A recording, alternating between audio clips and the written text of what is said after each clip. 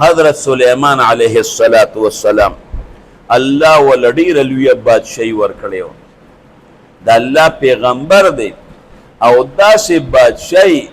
حضرت سلیمان علیه السلام الله ورکړی و چې داسې بادشاہي د ځمکې د پاسه الله یو انسان لنه ده ورکړی انسانان خو سکه په پیریانو باندې هم بادشاہي وه د هغې نه علاوه د حیواناتو په خبرو باندې هم پوهېده الله ول ډېر زیات څه ورکړي یو ځل الله ته یا الله زما تمنا ده او زما داړه غواړي چې ستا د مخلوق میلمستیا وکړم او دوی له ډوډۍ ورکړم رب العالمین ورته سلیمانه څومره موده به زما د مخلوق میلمستیا وکړي وی یا الله یو کاله پورې میلمستیا را به کولی شم که تا امداد او تا توفیق او طاقت راکړه د یو کاله پورې الله ستا د مخلوق میلمستیا کولی شم ډوډۍ به ورله ورکم رب العالمین ورته وی طاقت دې د یو کال نشته وی پروردګاره د یو میاشت اجازت خو راته وکړه که نه یو میاشت چې ستا د مخلوق له میلمستیا ورکم او د ډوډۍ انتظام وله وکم رب العالمین ورته وی د یو میاشت طاقت هم نه لري حضرت سلیمان علیه السلام ورته وی پروردګاره د یوې هفتې اجازت خو راته وکړه چې یو هفته ستا د مخلوق له ډوډۍ او میلمستیا ورکم رب العالمین ورته وی د یوې هفتې طاقت دې هم نشته وی پروردګاره د یوې ورځې اجازت راته وکړه د یوې چې ستا اجازت وشي یو ورځ به وله میلمستیا ورکم الله وی د یو ورځې طاقت دې هم نشته وی پروردګاره د یو وخت خو به وله ورکم که نه الله ورته وی زه د یو وخت اجازت درته دی خو ګورې زه در سره خو طاقت ته پېشته نه طاقت دې نشته خو زه د یو وخت اجازت شو درته حضرت سلیمان علیه السلام انسانان تابعو هغوی ته یې خوراکونه راوړی پیریانو ته یې خوراکونه راوړی او مفسرین لیکي وی د دریاب په غاړه باندې ورله انتظام وکړ ځکه د اوچې حیواناتو لم ډوډۍ ورکوي او د دریاب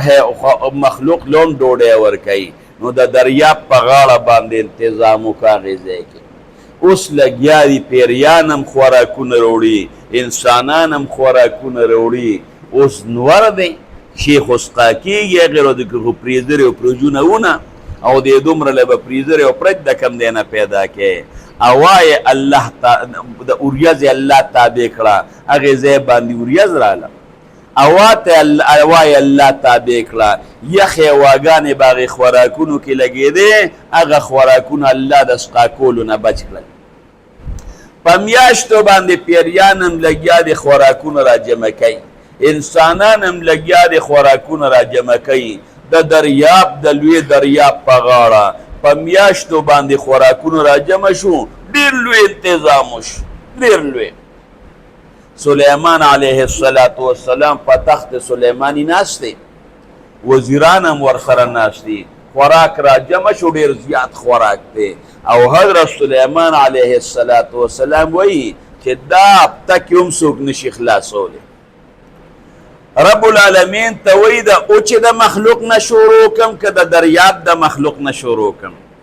الله ورته وی د دریاب د مخلوق نه ړومبې شروع که وی پروردګاره د کبانو ته په دریاب کې چې مخلوق ته دوی ته څومره ور واچومه د دوی پکې څومره حصه کېږي چې د دوی سطح ور واچومه الله وی ورچول نشته ته به آواز ورته وکړې چې ای د دریاب حیواناتو او تاسو نن زما میلمانه یې ستاسو د خوراک انتظام ما کړی دی راځئ د دریاب په غاړه باندې خوراک دیو کوی یې تا آواز وکړه رسول یې په ما هغوی له به د راتلو طاقت زه ورکړم سلیمان علیه السلام آواز وکړه ای د دریاب حیواناتو تاسو نن زما میلمانه یې او دا په درستخانونو باندې د دنیا خوراک پروت دی چې ستاسو څومره حصه کېږي هغه خپل حصه ته والی خو چې دا آواز یې وکړه یو غټ کب او خولې یې راوچته کړه نور په دریاب کې او صرف دا سر یې روچت کړ یو جامع د درستخانونو په یو سر باندې کېښوده او بل په بل سر باندې کېښوده او چې کش یې ورکه که نه ټول یې په یو خړپ باندې تیر کړ او دا خولې داسې نیولې ده هل من مزید څه نور شته او که نه سلیمان علیه السلام ورته انصافداره دا دومره خوراک څوک کوي لکه تا چې وکړه زمونږ خو په میاشتو چې کوم دی خوراک را جمع کړه تا خو شی په یو خړپ تیر کړه د نور مخلوق سره به زه څه کوم یو نوړی دی که د نورو سره به زه څه کوم او ورته وایي میلمنو ته څوک داسې خبرې کوي لکه دا تا چې ما ته وکړې میلمه ته خو مې اوسه پورې داسې خبرې نه دي لیدلې لکه دا تا چې ما ته وکړې زه خو ستا میلمه یم او دویمه دا چې اوږې دې پرېښودم دا څومره خوراک چې ما نن وکړه دا زما یوه نوړی ده او رب العالمین ما له دومره پروس کې دوه نوړی راکوي دا څومره چې ما وکړه دومره ما له نورم پکار دی الله ما له روزانه دوه نوړی راکوي او چې نن ستا میلمه شومه نو یو نوړی راته میلو شو او دویمه راته میلو نه شوه نهر دې بیل پرېښودم او خبرې راته بیلې کې